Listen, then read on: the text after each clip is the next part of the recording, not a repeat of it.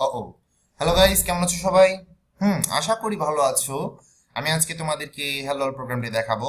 তো এই প্রোগ্রামটি দেখার জন্য আমি আজকে যা যা করব হুবহু সেটা করে ফেলো, বুঝার কোনো দরকার নাই।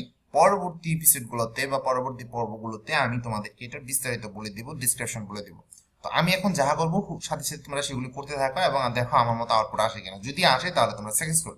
তো এর জন্য প্রথমে এই যে এইটা আইকন আছে নিউ ফাইল, এখানে ক্লিক করো, এমটি ফাইল নাও।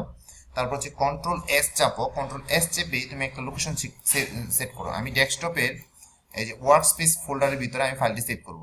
এখানে তোমার যাহা খুশি তাহা একটা নাম দাও, এনি নেম, নেম, তারপর ডট দিয়ে সি দাও, তারপর সেভ বাটনে ক্লিক করে ফেলো, এরকম চলে আসবে। এরপর হ্যাশ এনকোড এই চলে আসছে, লিখে এর মাঝখানে লিখতে হবে স্টেডিও ডট এইচ।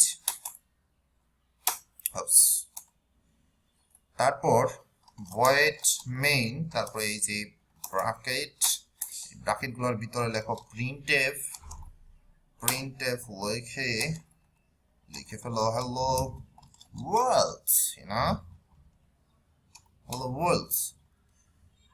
সো তারপরে এখানে তিনটা বাটন আছে, এটাকে বলা হয় compile, run, compile, run. So আমি দুইটা কাজ একসাথে করতে যাচ্ছি। প্রোগ্রামগুলোকে লেখার পরে, এটা হচ্ছে সোর্স কোড, সোর্স কোড লেখার পরে কম্পাইল এবং রান করতে হয়। তার আমি দুইটা বাটন একসাথে কম্পাইল এবং রান একসাথে করে ফেলছি।